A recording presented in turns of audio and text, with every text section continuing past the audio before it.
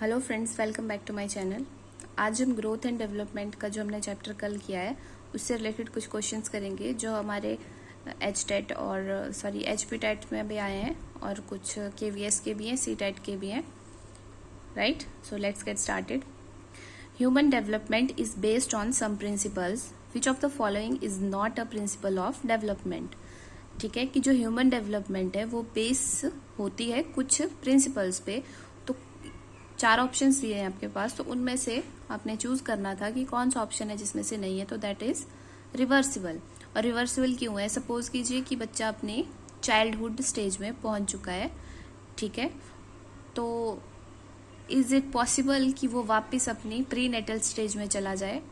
That's not possible. सो वही है कि और एक और बात है कि जो डेवलपमेंट है उसमें हमने प्रिंसिपल ऑफ रिवर्सिबिलिटी भी नहीं पढ़ा है। राइट, तो जो रिवर्सिबल वाला प्रिंसिपल है वो इसमें वैलिड नहीं होता है। ठीक है, एक बार जिस अवस्था में हम पहुंच गए, जिस स्टेज में हम पहुंच गए, वहां से उससे पीछे वाली स्टेज में आना इज नॉट पॉसिबल। ठीक है, नेक्स्ट आता है development is never ending process. Never ending process मतलब वो चलती रहेगी। नेवर एंडिंग का मतलब यही होगा। So this thought is related to, ये थॉट किससे रिलेटेड हो गया फिर आपका? As its name suggested, never ending principle of continuity. ठीक है, नेक्स्ट है cephalocaudal principle of child development. Cephalocaudal है, इसका मीनिंग क्या होगा? सेफेलोकॉडल आप सिंपल याद रख सकते हो। सेफेलोकॉडल, सेफेलो सिर, ठीक है, सेफेलो सिर, तो सिर से पांव तक, हेड टू टो, राइट।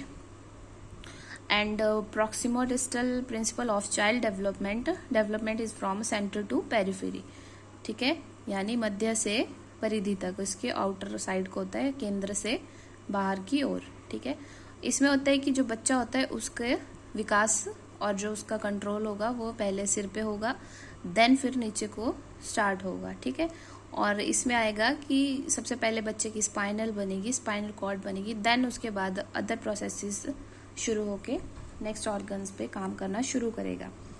फिर नेक्स्ट क्वेश्चन है heredity is considered as a social structure. ठीक है, तो कैसा सोशल स्ट्रक्चर है हेरिडिटी हमारे पास? स्टैटिक, कि इसको चेंज नहीं कर सकते हैं। सपोज कि किसी के फादर की आईज का कलर ग्रे है, ठीक है, और उस बच्चे के आंखों का रंग भी ग्रे हो गया, लेकिन बच्चे को वो पसंद नहीं है, तो क्या वो पॉसिबल है कि वो अपनी आंखों का रंग बदल सकता है? हाँ, लेंसेज लगा के बदल सकता है, बट जेनेटिकली जो उसकी आंखों का कलर है नेचुरली तो वो उनको चेंज नहीं कर सकता है। सो यही आता है आपका स्टैटिक में। And next is environment is considered as a social structure. Environment को भी एक सोशल स्ट्रक्चर माना गया है, लेकिन वो कैसा है? डायनामिक, यानी ये चेंज होता रहता है एनवायरनमेंट, लेकिन हेरिडिटी को हम चेंज नहीं कर सकते हैं, हेरिडिटी चेंज नहीं होती है। ठीक है, एनवायरनमेंट को आप, इसका एग्जांपल आप कैसे ले सकते हो चेंज करने के लिए? सिंपल सा एग्जांपल लेंगे हम कि बच्चा जब अपने घर में होता है, ठीक है, तो उसका बिहेव कुछ और होता है। ठीक है, किसी भी चीज़ को लेके वो एकदम से डिफरेंटली बिहेव करता है, लेकिन जैसे ही वो किसी अपने स्पेशल के घर, सपोज वो अपने नानी के घर जा रहा है, नानी के घर पहुंच गया, तो उसका एनवायरनमेंट टोटली चेंज हो गया, तो क्या हुआ? बच्चा भी एकदम से उसी एनवायरनमेंट में खुद को ढाल लेगा। तो जो एनवायरनमेंट है वो सोशल स्ट्रक्चर में क्या होता है? डायनेमिक, चेंज होता रहता है, लेकिन जो हेरिडिटी है वो चेंज नहीं होती है। Right, human development is the product of joint contribution of both. कि जो डेवलपमेंट है ह्यूमन की वो किस चीज का प्रोडक्ट है? किन दो चीजों को मिला के बनता है? Heredity and environment. क्योंकि डेवलपमेंट को इफेक्ट करने के लिए हेरिडिटी और एनवायरनमेंट दो मोस्ट इंपॉर्टेंट एस्पेक्ट्स हैं। ठीक है, अगर हेरिडिटी अच्छी होगी, एनवायरनमेंट अच्छा होगा, तो हमारा एंड प्रोडक्ट जो होगा, जो डेवलपमेंट होगी बच्चे की, वो बहुत अच्छी होगी। राइट, लेकिन अगर हेरिडिटी सही नहीं है, एनवायरनमेंट सही नहीं है, तो बच्चा प्रॉब्लमेटिक हो सकता है आगे। या फिर हेरिडिटी सही है, एनवायरनमेंट सही है, एनवायरनमेंट सही नहीं है, तो भी हो सकता है कि बच्चा गलत एनवायरनमेंट में पढ़ के कुछ गलत कर दे, कुछ गलत बन जाए। राइट, और डेवलपमेंट, एक हमने रूल पढ़ा था कि क्या होता है development is, development starts from general to specific. कहाँ से चलती है? जर्नल से स्पेसिफिक की ओर चलती है। ठीक है, कि बच्चा पहले अपना पूरा बाजू हिलाना शुरू करेगा, ठीक है, फिर वो अपनी रिस्ट हिलाना सीखेगा, फिर उसके बाद अपनी फिंगर्स हैंड हिलाना सीखेगा, फिर फिंगर्स हिलाना सीखेगा, फिर वो धीरे धीरे अपना हाथ हिलाना सीखेगा। ठीक है, नेक्स्ट आता है डेवलपमेंट स्टार्ट्स फ्रॉम, कि विकास जो होता है, डेवलपमेंट जो होती है वो कब से शुरू होती है, कहाँ से शुरू हो जाती है, प्रीनेटल स्टेज से। ठीक है, गर्भाधारण के दौरान शुरू हो जाती है, जैसे ही बच्चा माँ के गर्भ में जाता है। In which stage of child development Oedipus and electro complex being to develop, childhood stage. सबसे पहले हम ओडिपस और इलेक्ट्रो कॉम्प्लेक्स ही समझेंगे। तो जो ओडिपस होता है ये होता है बॉयज़ में, ठीक है, और इलेक्ट्रा होता है गर्ल्स में। ठीक है, और ओडिपस का मतलब इनका मीनिंग दोनों का एक ही होता है, और वो होता है अट्रैक्शन टुवर्ड्स अपोजिट सेक्स। ठीक है, जो अपोजिट सेक्स होता है उसके लिए बच्चों में अट्रैक्शन कौन सी स्टेज पे शुरू होती है, तो वो होती है आपकी चाइल्डहुड स्टेज पे। ये वाली जो थ्योरी थी ओडिपस वाली, ये दी गई थी सिगमंड फ्राइड के द्वारा, और जो इलेक्ट्रा वाली थी ये दी गई थी कार्ल युंग के द्वारा। Right, the pace of development varies from one individual to another but it follows sequentially and orderly. अब ये क्वेश्चन देखो कितना अच्छा है कि जो डेवलपमेंट है वो वेरी करती है from one individual to another, वो चेंज होती है फ्रॉम अब मेरी डेवलपमेंट और किसी दूसरे की डेवलपमेंट, उन दोनों को हम कंपेयर कर सकते हैं नो डाउट, लेकिन मेरी डेवलपमेंट डिफरेंट होगी, उनकी डेवलपमेंट डिफरेंट होगी, लेकिन फ़र्क बहुत होगा दोनों में।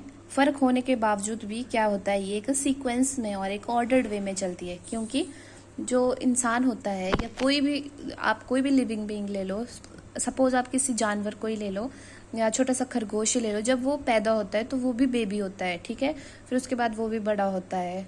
ठीक है, फिर वो भी अपनी एक एडल्ट स्टेज में आता है, फिर वो भी डाई होता है।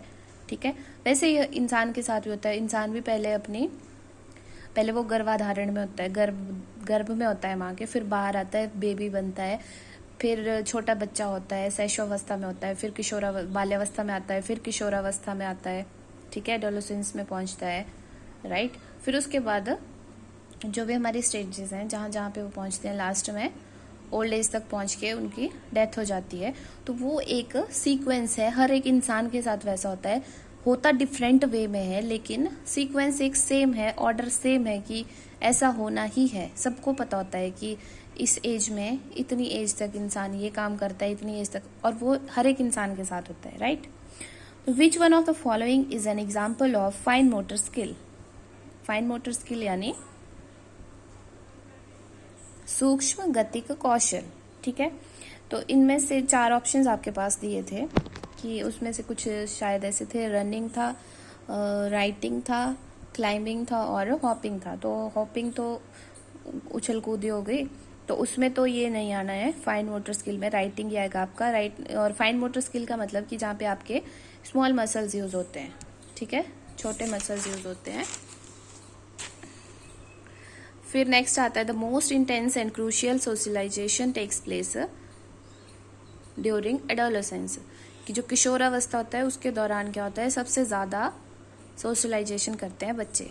ठीक है, अपने पीयर ग्रुप के साथ या फिर बड़ों से छोटों से जितने भी उनके दोस्त बनते हैं वो किशोरावस्था में ही बनते हैं। Physical and mental growth due to genetic factor called maturation. अब देखो फिजिकल एंड मेंटल बोला गया है यहाँ पे, physical and mental growth due to genetic factor, तो वो मैचुरेशन में ही आएगी। नेक्स्ट है physical growth during genetic factor is heredity.